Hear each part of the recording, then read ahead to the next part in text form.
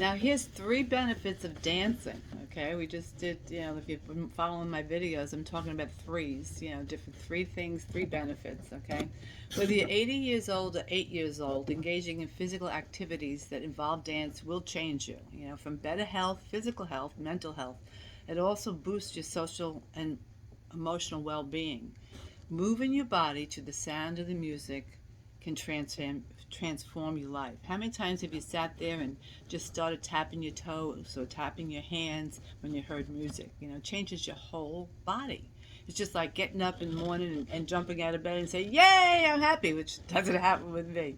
And it's like mornings and me are really a struggle. Physically, dancing does improve cardio health. I just had a stress test, and they had a challenging time to get me up to 129 beats. I had to go over 10 minutes to get there, because I guess I have a good strong heart. It's just, I don't know. So, and anything, it also improves balance and strength, and it also can be gentle on your body. Okay, so it's a movement. People say, "Oh, I can't do it because my feet, my knees." Well, if you learn correctly, you can pretty much dance. I started ballroom Latin and swing instruction 24 years ago. All right, and I had gone out on disability in the 90s. So, and I walked through my fears. It was one of the most challenging things I have ever done. You know, and believe me, I am not and was not a quick study or a natural dancer. In fact, I just started taking some privates with Paul Pellicoro for Hustle, and it is challenging to learn, no matter how old you are. And even though I teach, learning new things is very challenging. But I soon discovered that my mental health you know, uh, is one of the exercises that can lower. Actually, I didn't discover, but I also realized, from research that dancing can help deter dementia.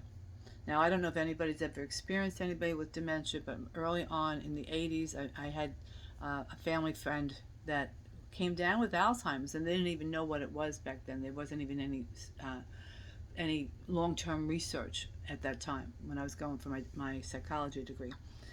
But it's definitely one of those things that does affect the brain, the cognitive thought, which we do know. It's premature dementia, it's a little bit different, Alzheimer's. But because we're using both sides of the brain, left foot, right foot, and for the men, they're starting off with the left foot, so they're using the right side of the brain, which is very, very challenging. So women, we have to be a little bit more patient with the men when they're learning to dance. Okay, I do teach on Monday nights locally at Wickham Park, and I also get to teach at other places, and I am the guest instructor for the municipal band, which is it's an honor to be the guest instructor there. You can always find information locally on my website, which is spacecoastdance.net. Just put that plug in there. So anyhow, uh, dancing also, as I said, boosts the cognitive performance. Research shows how dancing can maintain or even your ability to think as you age. I don't know about you, but I sure can use that. I don't know if it's overwhelm or what. I do have in my coffee that also has stuff for the joints. It does have brain food, which it has helped me start to remember uh, more than 5 digits. Telephone numbers are 7 digits, and that's what we're supposed to be able to remember. But I don't know about you, but as I've aged, it's been more challenging. I don't know whether because we have cell phones and we look at it, whatever. But I don't have to remember the phone numbers. But since I've been drinking my functional coffee, my good coffee that has the collagen matrix and some stuff for memory, for Copa Monera, and some brain food, I've been a little bit better at remembering things.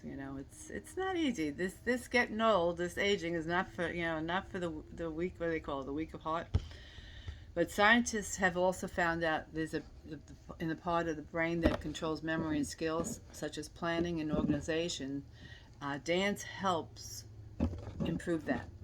Unlike any other form of exercise, dance has also additional benefits of improving your balance. So I like with fibromyalgia, there is a side effect that you lose your balance. So along with Pilates, which I do need to get back into. So Sue, if you anybody that teaches the Pilates, if you're watching this, give me a little, like reminder, you know. So But definitely helps get the balance and helps with rhythm and music. So, but I don't know about you, but this aging process, as I said, is grueling sometimes. I love the fact that I can, that between supplements I use for my joints, my flexibility, and even the cognitive health helps me be able to dance, which because that's my love. My mom tells me that I was dancing, as a kid, and I didn't start any formal training until well into my 40s. So, like I don't know what happened there, but yeah, I'm a late bloomer.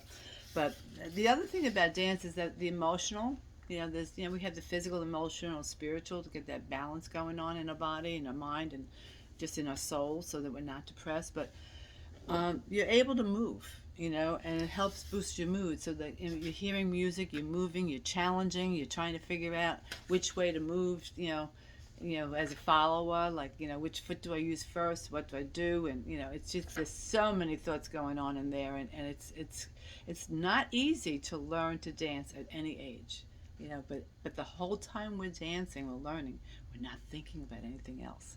And that's what I really, really love. I love when the light comes on. So movement and dance are extremely expressive. They allow us to escape and let loose. According to the research, it's the letting loose that helps your mental and emotional health. So again, you can let loose by going outside and screaming, running, going for a walk. You can, laughter, watching a good comedy, but letting loose. But using that physical body, using all your arms and your legs will definitely help with the cognitive too. It was a year ago, September 21st, that Larry died from, and I call it the lack of knowledge in the medical profession, and lack of good treatment for the COVID that he had in the hospital. He was my best friend, he was my soulmate, and together, we were together 3 months shy of 20 years. Through all those years, we danced. In fact, we met dancing. Oh, sorry. We also taught and loved to teach.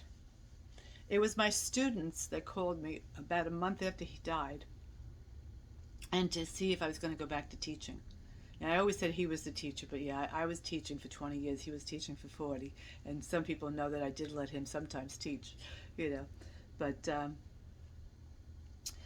as I said, it was the students calling up and asking if I was teaching yet, and that by God's grace, because I tried the hospice. Well, they were supposed to call me, but I never got into a group for grieving. I worked on my grief. I still work on the grief. We never get over. You never get over a loss like that. So I'm entering my 24th year of dancing and teaching, and considering that I went out on disability in the 90s from the post office. I had been hit in the rear 3 times, once at the post office and 2 prior to the post office. I was classified 80% permanently disabled. I'm amazed and thankful that I live emotionally, physically, and spiritually well. It's all about the health. So one of my major goals this year is to reach out and touch as many as I can, including pets, to live a better and more quality life. So please help me get the word out. Please share with those that you love. And if you'd like to chat about your health and wellness, please comment chat below. I'm looking forward to sharing and being with you. Yours in health, Chris. Thanks.